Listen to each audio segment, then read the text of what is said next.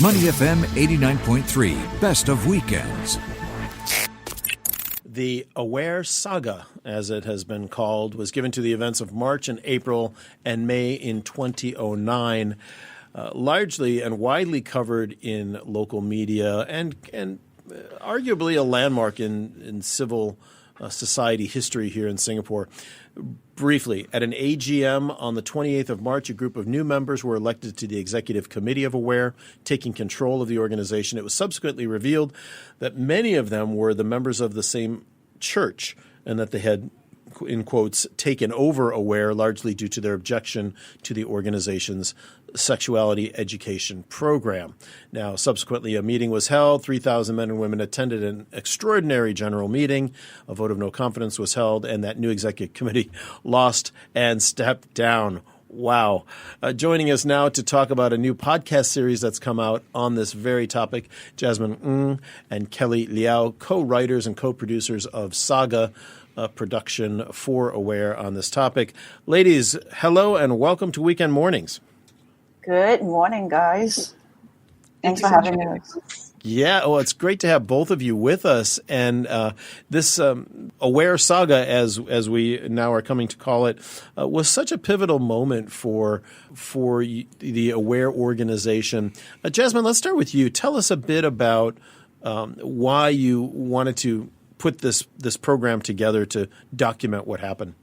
Well, I think, the Aware Saga was not just a huge milestone for the organization, as a gender equality organization. I mean, to anyone's organization, if somebody else came in one day and swooped in and took over, your organization. But also, I think also in the larger context, it was also important for Singapore because I think, for weeks, every single day, it really gripped everyone in the news.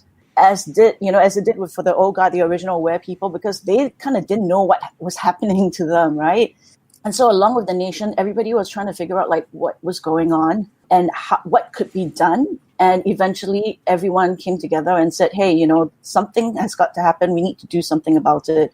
And eventually people showed up and did something about it. So I think, as a larger context, it was a time where Singaporeans could come together and say, hey, something is at stake and we're going to stand up and speak out about it. And just to follow on from that, were you involved with Aware at that time?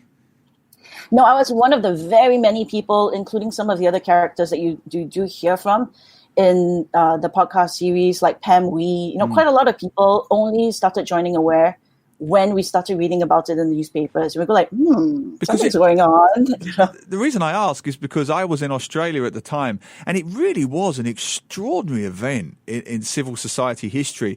I used to work for Margaret Thomas back at the day in the newspaper, and I'm friends with Margaret Thomas. Yeah, I've known one of the original founders of Aware, and the current president. Exactly. Margaret Thomas was involved, and Constance Singham, and people that I really admire, Brahma Marty before that, people that I really admire in Singapore were involved with this Saga, Glenn, and it just rocked the foundations because it was something out of a movie. It was literally masks were pulled off and they revealed themselves in this big ta-da moment. They just flooded this vote, this meeting, and surreptitiously took over the whole thing. And I'm just so glad now, moving on to Kelly, why you've decided to do it now. And what was that process like, putting that podcast together? Yeah, so we decided to do it. So 2019 was actually the 10-year anniversary after the Saga, which was 2009. So we knew the anniversary was coming up and we wanted to do something to commemorate it. I mean, of course, the production process ended up taking 2 years, which is more than we expected. So, it's here now. We weren't in time for the 10-year anniversary, but, here we go. But yeah, so we interviewed 50 different people. It was a huge number of people, but of course, there were so many people involved, right? And we knew that no matter who they were, at whatever level they were, whether they were in the thick of it or whether they were, as Jasmine mentioned, people who kind of heard about it in the news got, kind of fired up and decided to join to go to the extraordinary general meeting, we knew that everybody was going to have their own story, right? And their own kind of personal account and memories and emotions about this event. So that's why we spent so much time interviewing 50 different people. And most of those people have been, we've incorporated them into the 12 episodes. Kelly, why the podcast format? Why did you decide to go that direction with it? Well, I'm a huge fan of podcasts. I gather you guys must be as well because you do audio. And this will be one. And yeah, this will be one. Yeah, this will be a podcast. This interview exactly. itself. Yeah, we're on one right now. Podcasts are great.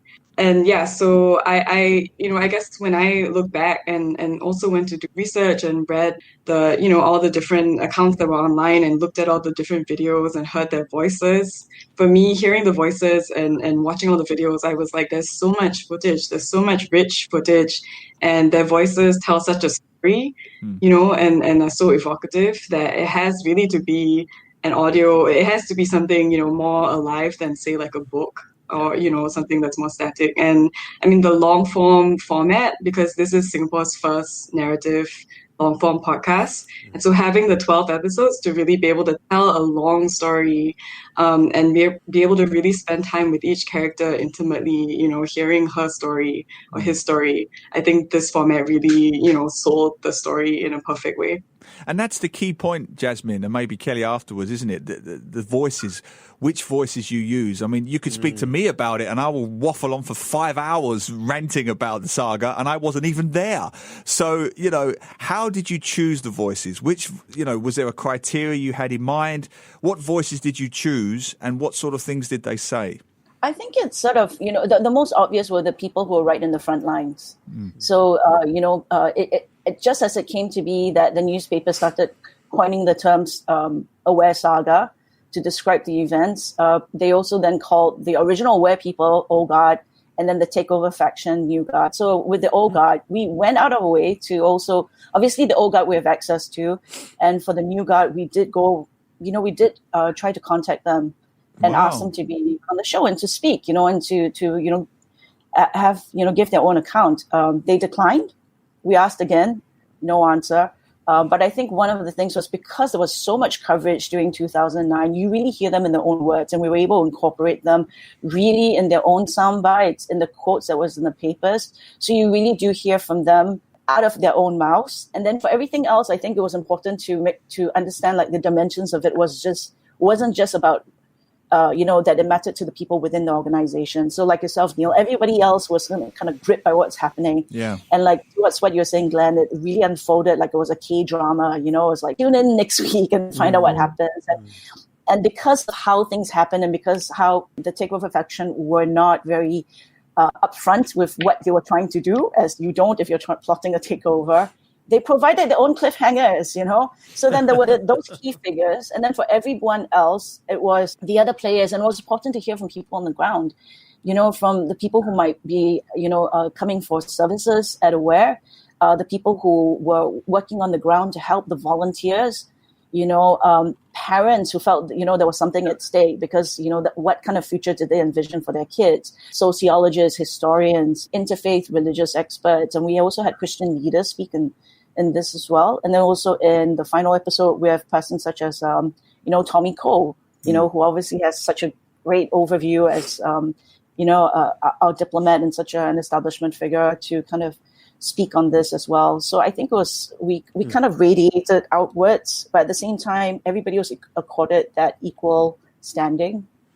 And what were some of the more poignant stories or the more memorable stories that stood out for you? Memories, anecdotes, Kelly or Jasmine? What were the things that really stood out to you? Well, so I'll go.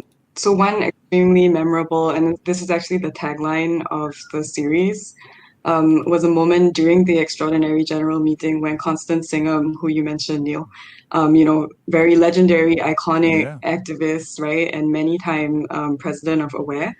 She had been really kind of emotionally wrecked during the saga because, she felt kind of guilty, like it was her fault, right? Almost in the way, kind of almost like a victim blaming kind of thing. Like she felt a lot of self-blame for kind of allowing it to happen. And so she had actually been really kind of down and out for the weeks leading up to the EGM. But, the night before the EGM, she decided, I'll just kind of put pen and paper and just kind of write down a few thoughts just in case I am asked to speak at the meeting. And then during the meeting, she did speak, and she gives this incredible speech. And the refrain that she repeats over and over in the speech is, "Where were you?" Right? She's like, "Where were you when we were building this organization? Where were you when we were helping all these women? Where were you?" Right? I mean, you took over. You claim you claim this for yourself, and you claim this organization and, these 25 years of history for yourself, but where were you? And so kind of hearing Connie, just hearing that speech that was made, hearing the audio footage from 2009 and hearing her just give this rousing speech, and the whole crowd just like up in arms, just like standing up, cheering, whooping. Yeah. And then also talking to Connie afterwards and listening to her kind of, talk about the emotional journey that she went through. I think that was really, really powerful. You've given me goosebumps here. Yeah. I'm not exaggerating. I know Constance. She's a friend of mine. Yeah. You're giving me goosebumps. Talking with Jasmine, the filmmaker, and Kelly Leow, communications manager at Aware. Both are the co-writers and co-producers of Saga, a 12-part production for Aware, a podcast talking about that moment in 2009 when there was such upheaval within the Aware organization. And Jasmine, I guess back to Neil's question, what are some of the moments that stand out for you in this 12-part series? I got to say, well, there were, a lot of rousing moments, and moments that even after, repeated times, working on it, editing and working on the podcast, there's still a lot of moments that take me by surprise, and I start tearing up. But it's not all just these kind of like big rousing speeches. There are a lot of also very funny moments, sometimes unintentionally. But the wonderful thing about so many of the people that we have in the podcast, they're very open about sharing their thoughts. So I think they're very open to saying, I screwed up. I shouldn't have done that. I still have regrets. I still feel guilty. And one of the anecdotes they actually share was, I think in the days after the takeover, I think they were still stunned, but they were trying to grapple with it and figure out what just happened to us. And they had called for a meeting at Connie Singham's house. And so Margie Thomas recounts in the podcast in one of the episodes about how she shows up at Connie's house expecting to see many pairs of shoes outside her HDB flat. And in the corridor, there was nothing. And she goes, did I come at the wrong time? Was it the wrong day? And then when she goes in, she sees like 20 people inside, and they had all taken their shoes in because they couldn't figure out, something just happened to us, a covert operation. We don't know what they're secret agents about. What is it? And then they all sort of burst out laughing. And it was just to hear these kind of moments. It's so human, right? When you're kind of like dumbstruck, you're trying to make sense of things. You're feeling very vulnerable. At the same time, they're grappling with this idea, and you hear so many people keep saying it across the podcast. Who would want to take over where? Why not? Why? It's like too much trouble. You know what we do? It's a lot of work. But you can understand that sense of conspiracy theory, right? Because the way that they took over the organization in the first place was so unexpected and so surprising. And Kelly, on that point, I applaud you for both of you mentioning that you did seek to speak to the other side, the religious group. I think that's very important, to try and give two sides of the story, and that you have spoken to various leaders of different denominations, different leaders of different faiths. What were some of their responses? What were some of their comments on the podcast? Yeah, so I think, obviously more than 10 years have passed. Everyone has had a lot of time to kind of digest and reflect, right, on what happened in 2009. And, so one of the people we spoke to was Tong Yi. He's, a staunch Christian, and he runs Thought Collective, and he's involved in different agencies and stuff. And so one of the things that he actually said that was interesting was that when we asked him, hey, will you come and talk to us about the Aware Saga? His first reaction was, yikes. No, why would I want to do that? Why would I want to talk about this? Like, don't we have other things to talk about?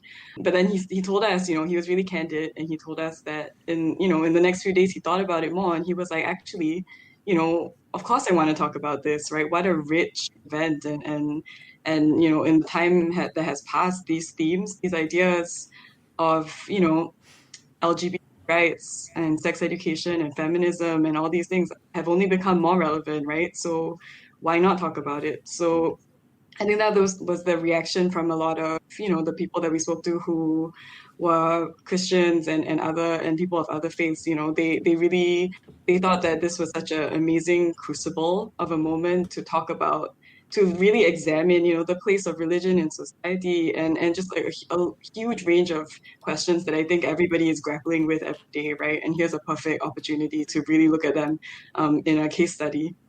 And Jasmine, how have things changed 10 years further down? What is the landscape like now? Do you see an improvement? The fact that we're even talking on this radio show about this issue, about a 12-part podcast series, in itself is a huge step forward. Where are you guys now in terms of optimism? I think that's for every single one of us to, work out that path. I mean, if the big money question is, might this happen again? Could this happen again? Are we more polarized? Are we doing better at creating situations where we can have dialogue? And I think that the answer is for us to forge, and to work out.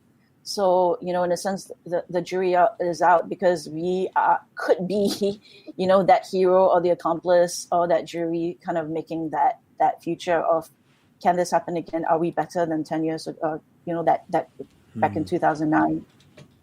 Very interesting. I don't know. Yeah. Kelly, I just wanted to get some of the actual details and facts from you. How can people find this podcast? How can they listen to it? Where do they find it? So the podcast is called Saga, Saga, and you can listen to it on Spotify, on Apple Podcasts, on Google Podcasts, and also on a kind of custom website that we built for this podcast, aware.org.sg/saga. And the website actually has a lot of kind of bonus features. We have a little timeline of the events, character lists. So, anyone who is a bit confused about what's going on, because there is a lot of stuff going on in the podcast, you can actually refer to these and hopefully we'll clarify things for you. Yeah. And how long is each podcast episode? So the shorter ones are maybe about 35 minutes and all the way to about an hour. So yeah. Perfect gym exercising time and walking time, cycling time. You've done your research, I can tell. Jasmine, just finally from me, what has been the response so far? Because I know these parts have been rolled out over a period of weeks. What has been the public response? Well, I mean, I think as Kelly was saying, this is Singapore's first long-form narrative podcast series. So we know like people have the appetite for that because they've been listening to a lot of international podcasts like Serial, a lot of really famous podcasts coming out stateside over the last few years, but we didn't know how it would catch in Singapore. But I think, as soon as you mentioned Saga, everybody goes, I heard something about it. But interestingly, doing this podcast also has meant that we're reaching out to a lot of younger people who were just 9 when it happened, and so many of them went like, because it's not just about the saga, but it's also like what led up to the formation of Aware and what happened to it that might have led people to want to come and, do this covert takeover. And many of them go like, what? We had eugenics kind of policies? Oh, what? There was a graduate mother scheme, where, we actively pursued this policy where, we were encouraging graduate mothers to have more kids, and those people were not as educated to, dissuade them from that. So all these things are important to our histories because these are very personal histories that happen to people's personal lives, right? And I think what has happened is I think we just reached the 29th spot on Spotify Singapore's podcast charts. So I think we broke into, the top 40 even before we got into 4 weeks. So that's been fantastic. I think hearing people sending comments, posting on IG, Facebook, and on Twitter, that's been great. But it's kind of nice to see it go up the charts because it also means that hopefully it's more visible, it's more discoverable.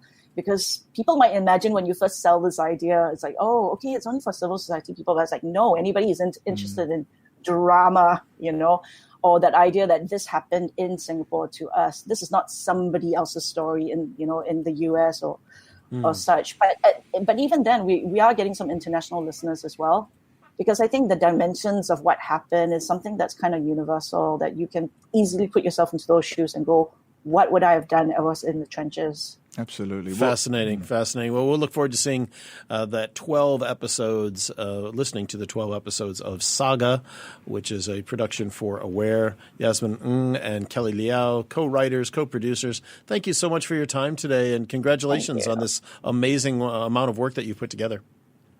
Thank you so much. Thanks, guys.